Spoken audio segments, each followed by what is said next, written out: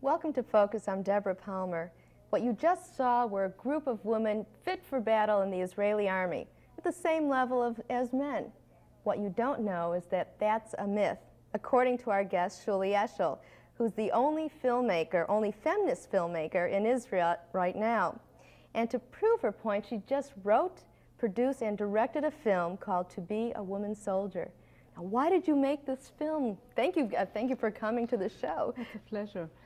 Well, the reason I basically made the film was because I felt that women were very bitter about what was happening and they couldn't define what was happening, and I think it's to do with consciousness. They were not aware of what was happening. And the film is made to raise the consciousness of women in Israel.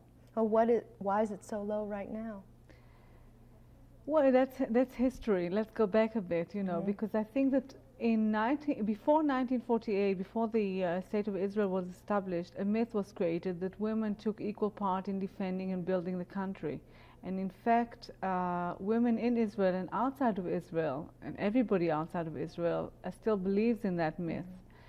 And the myth is based on some facts of, say 10 or 20 women altogether who took part in fighting before 1948, but the moment the State of Israel was established in 1948 and everything became institutionalized, women didn't fight. But you were in the Israeli army, right? Yes, I was in the army, and I served as a typist, we would say intelligence work of some kind in the Air Force. Is that what most women do? I would say that 80%, but that's giving it away. Of the women in Israel actually do clerical work in the army. You had mentioned before, we had talked earlier, that before it was different, more women participated in the Israeli army, but now that has decreased. Why is that? That's another problem. As I told you before we started the show, that women have always been the scapegoat in Israeli society, and whenever there is a problem, like with the Likud party and the religious party who had to set up a coalition, the first thing that came up was obviously the religious party was saying that women should not be going to the army because they are regarded as property either of the father, and if not the father, the husband. They're not individual, independent human beings. So the moment that the coalition had to be set up, the religious party said, we don't want women to go into the army. And that's what came to be. And so now any woman who doesn't want to go to the army declares that she's religious, whether she is or not. Do you feel there's a definite advantage to going to the army? I would say that if Israel is a country that feels that it needs all its men and women power, and there is a law that states that both men and women should go to the army, I think both men and women should go and have equal opportunity as far as at least the non-combat jobs. Okay, we can go into the combat jobs later on. But it's not like that in Israel, you see. It's like saying one thing and doing another. See, women, first of all, I think that, as I said, if it is a law, it should be carried out. What the religious people are doing in Israel is dividing the women among themselves. And so it's a known thing that in order to rule, you divide. So what happens now, the women themselves are arguing between themselves. Why is she going to the army? Why am I not going to the army? I'm doing my duty to my country. The other woman is going to college and using her time as she wants. So they're not really devoting their time to the main issue, which is what do they actually do in the army? Maybe they shouldn't be in the army. I'm just raising these questions, and I would like women in Israel to answer them. Well, let's go beyond that. What does come out of being in the army? Does it make you a better person? Does it build character? What happened to you after being in the army?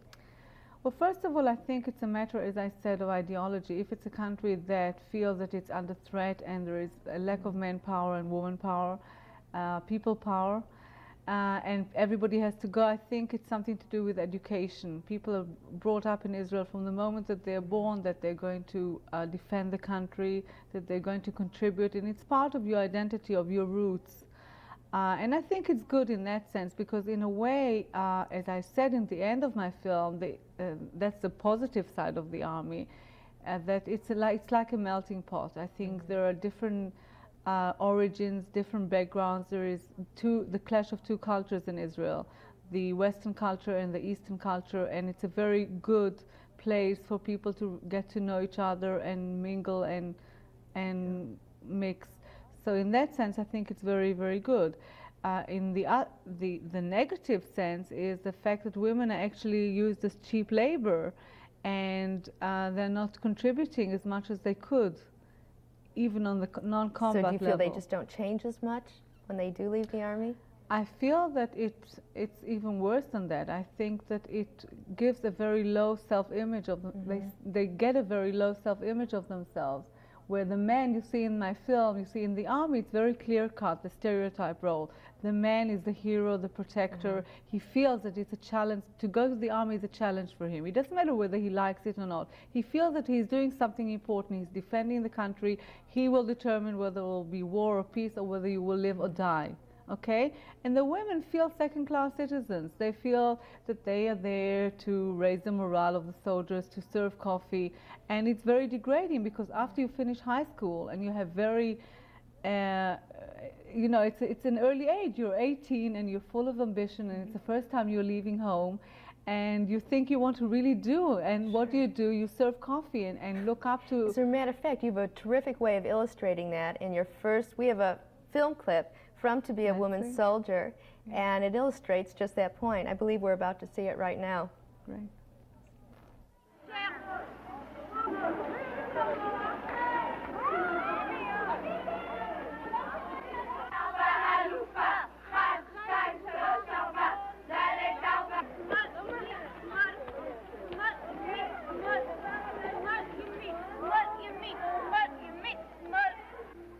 Everyone, check your rifles.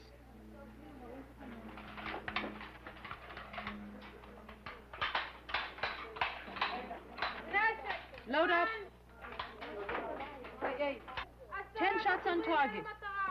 Fire!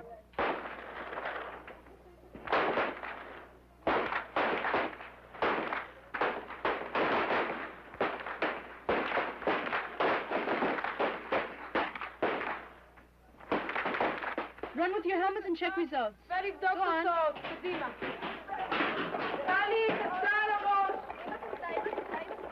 Tali, you need a helmet.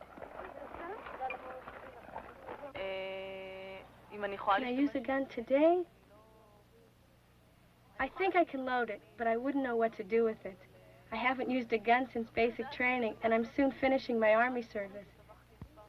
Basic training was the first and last time I've been to a target practice.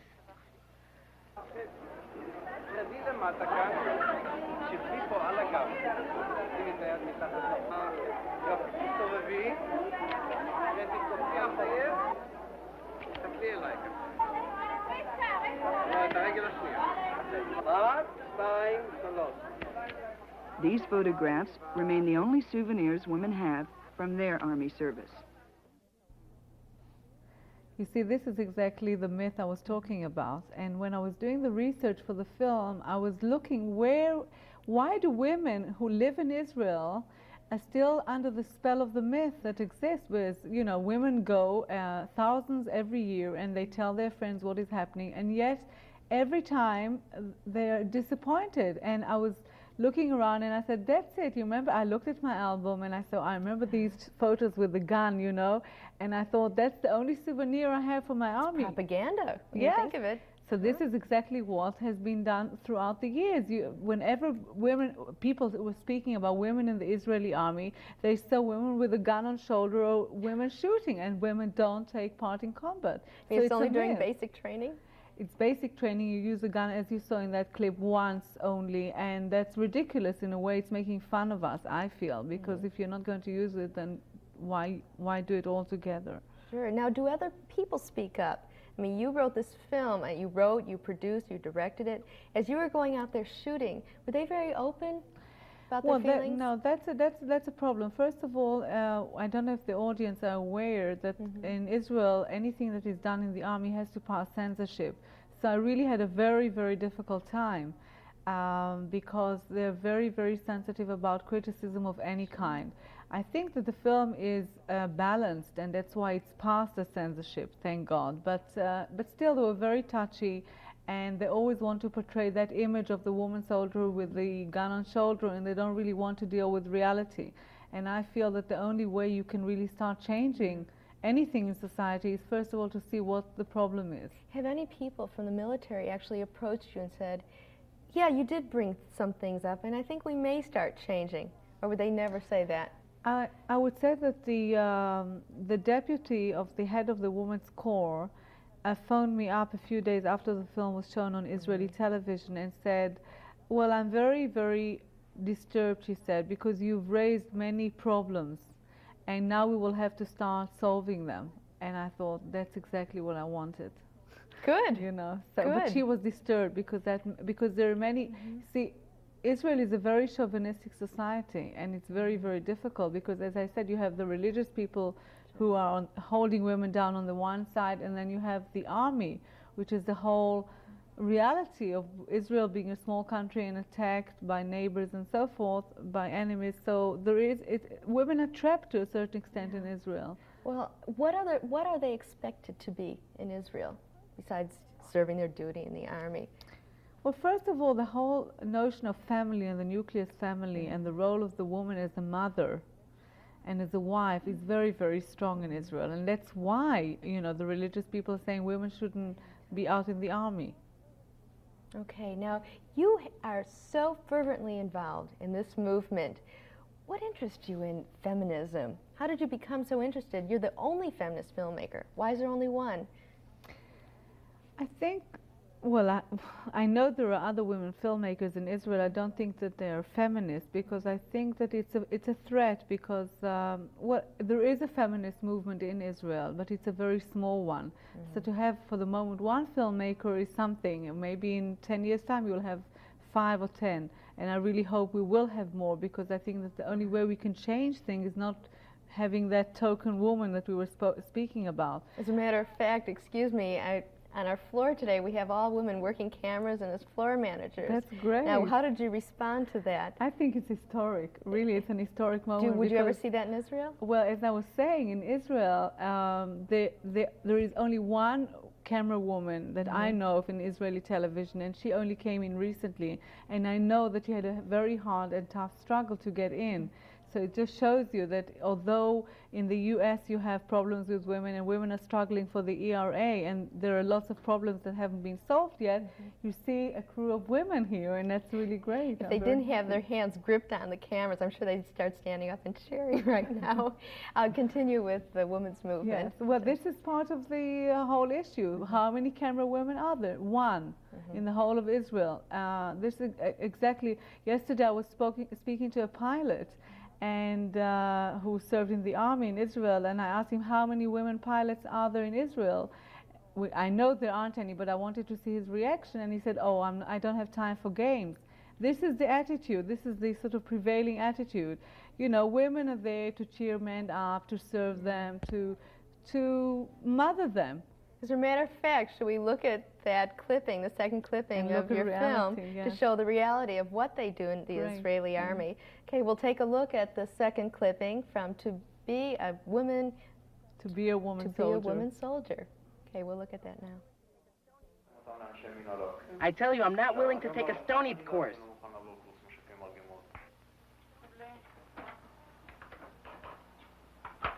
בספר? כן. I want to type today. Out of the 709 job classifications known in the IDF, only 225 are open to women. They are the secretaries, the clerks, the social workers, the telephonist, the teletypist, the nurses, and the teachers, all filling service roles determined by the feminine stereotype.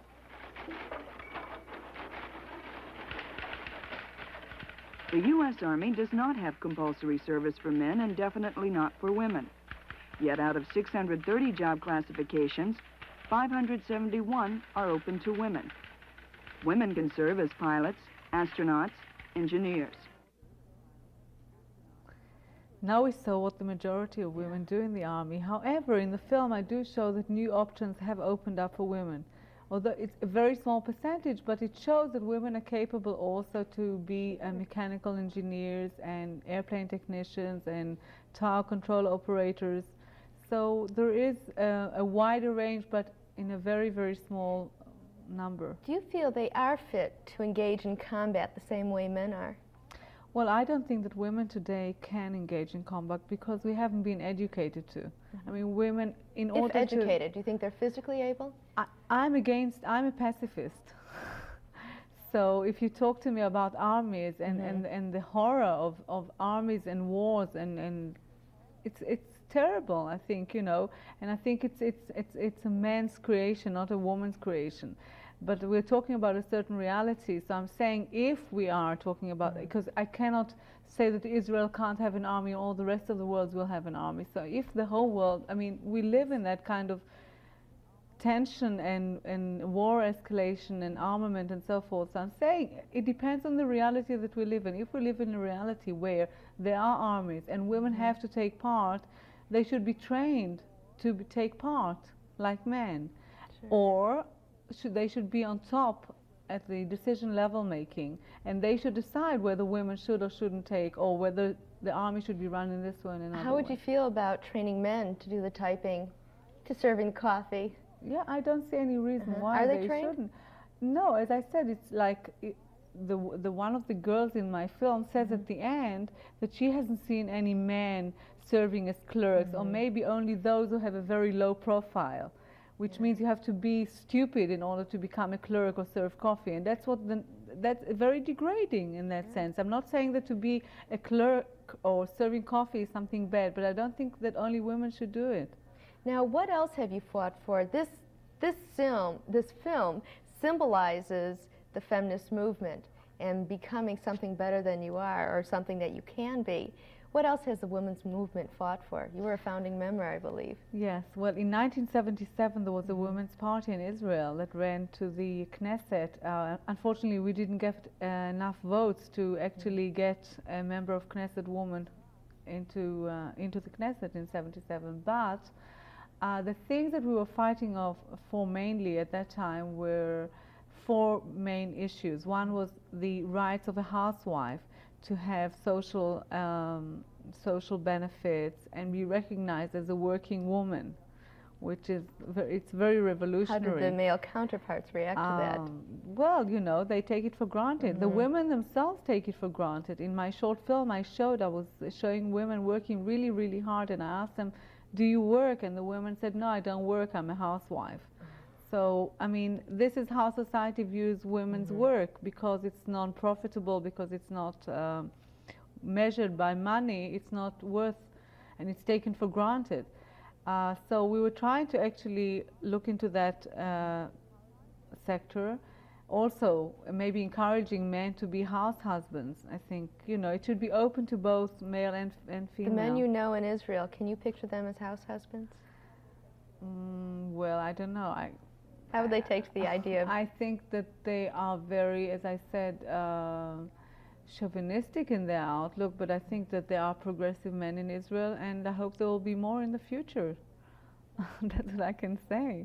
Okay, so you I did 4 films, yes. I did 4 films for television, one about housewives, the other one was about religious issues, which I had mentioned already, to do with marriage and divorce laws.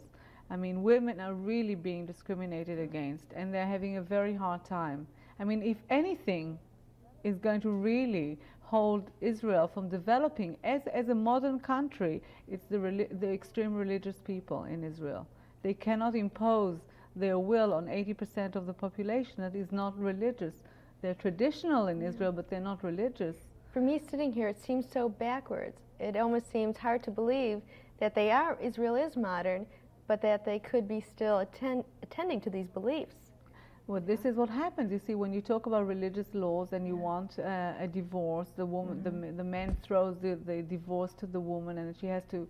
And if it's a chalitza, like, you know, a widow who wants to get married, she has to bend down and kiss his feet and so forth. It's medieval. It's not, you know, relating to modern times. So, in fact, women have still to put up with these laws, and it's a very, very hard struggle.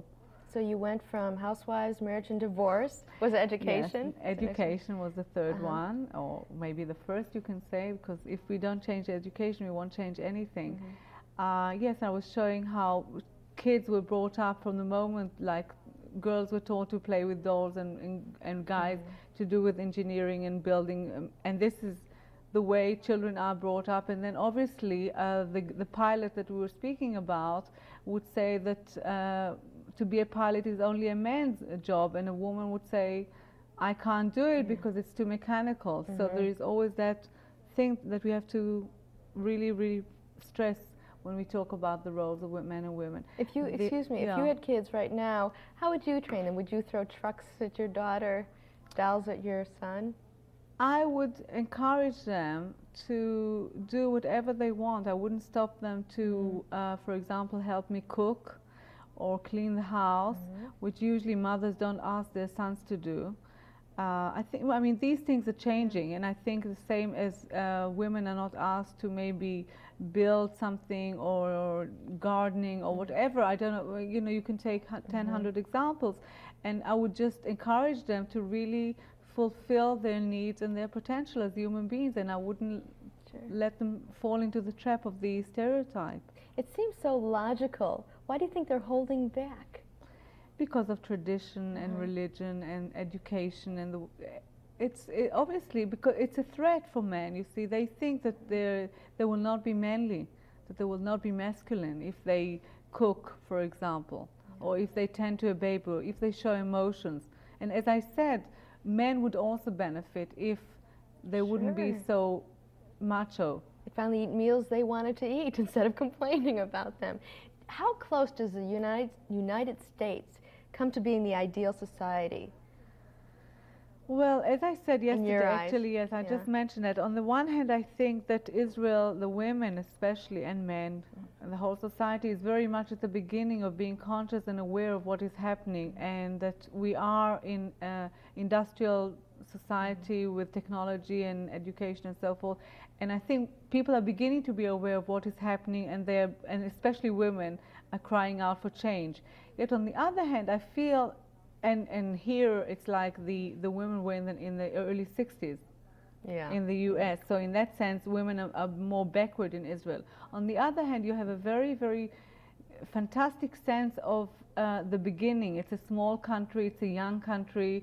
There's a lot of great and vital energy in Israel.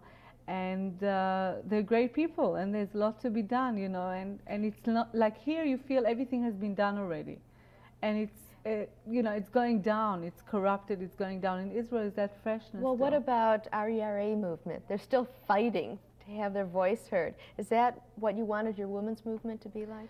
I think that basically, if you talk about the laws, they have to treat women equally, obviously, in all respects. And the ERA, like in America, has to be in Israel. And then you change attitudes. You begin with the laws and then you change attitudes. Now, you also made a film that sent shockwaves. You touched the subject of abortion. At the time, it was taboo. Why did you make this kind of film? Well, again, because of the same reason. I feel that I use film as a tool, as a political, social tool. And I think that, especially in Israel, when you have one TV station, you can really influence people. And I think it's very important to see a woman's point of view, a feminist point of view. And it's a tough struggle to get it on television.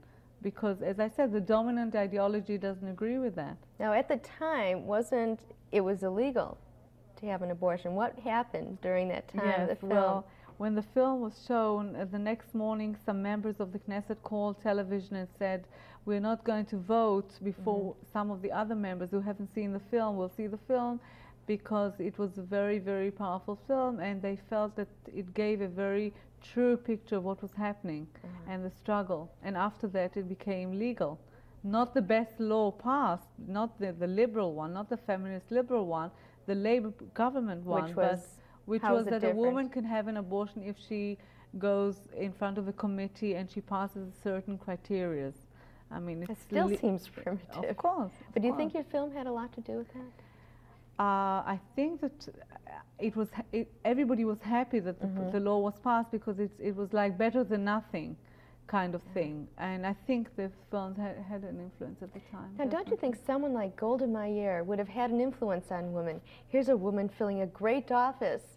Now, that would be enough to inspire all the women in Israel. You don't feel that way. No, I do. I wish it would have been true, but it wasn't, because she was so engrossed with the male ideology. She didn't bring anything new. She was concerned about Zionism, about the Jews having a homeland, which was fine. It was a great dream and a great idea, but she didn't realize that women have been treated always as second-class citizens throughout we're talking about Western culture especially, and in Eastern culture, in Israel, you have East and West, you have the whole gap, the big gap of cultures, and the clash, I would say, not the gap, the clash. But she was not aware, she didn't want to relate to the role of women, although I think that she was aware of it. I'm sure she was aware of it, but she didn't want to devote any time or energy and fight the men that were surrounding her. Like, you know, the joke about that she was the chef of the kitchen, and it was a kitchen of men, you know. So but don't you think women would look up to her and say, I want to be like that?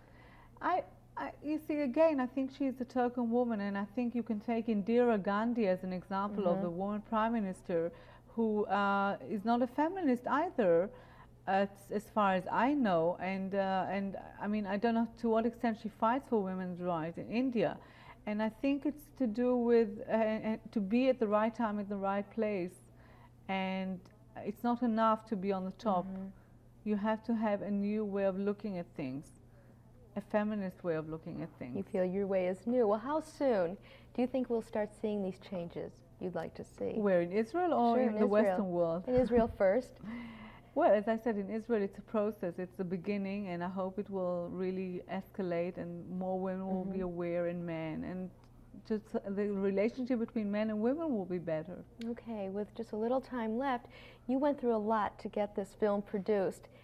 Who actually sponsored it? What did you have to go through? Yeah, that's also very, very exciting, that point, because I came to the US in 1979, and I met a group of women called Women to Women. And they set up a foundation, and it was the first time that women in the United States were supporting feminist women in Israel, which is a great, great achievement. And I would like to mention even two names, Virginia Snitow and Mildred Wiseman, two of the women who actually And where can we see this in the Chicago area? Where will it be shown? The film will be shown at the B'nai Brit, the University of Chicago, Hillel Foundation, on the 3rd of December, on Thursday, the 3rd of December. Okay. And I also hope very much that the film will be shown on PBS nationally, eventually. And it was also shown at the Museum of Modern Art in New York not too long ago. What do you want women to walk away with? What kind of feeling? I would like women to walk away with a feeling that they want to see more, more films by women and about women. You want them to change spiritually somehow? I want them to feel good. I want them, I mean, women have told me that they feel that I'm crying their cry. And in that way, I feel that it's done. Well, Shulamit, Eshel, you've made your voice heard. Thank it's been you very much. Successful. Thank you so much for being on. For Focus, I'm Deborah Palmer. And if anybody wants to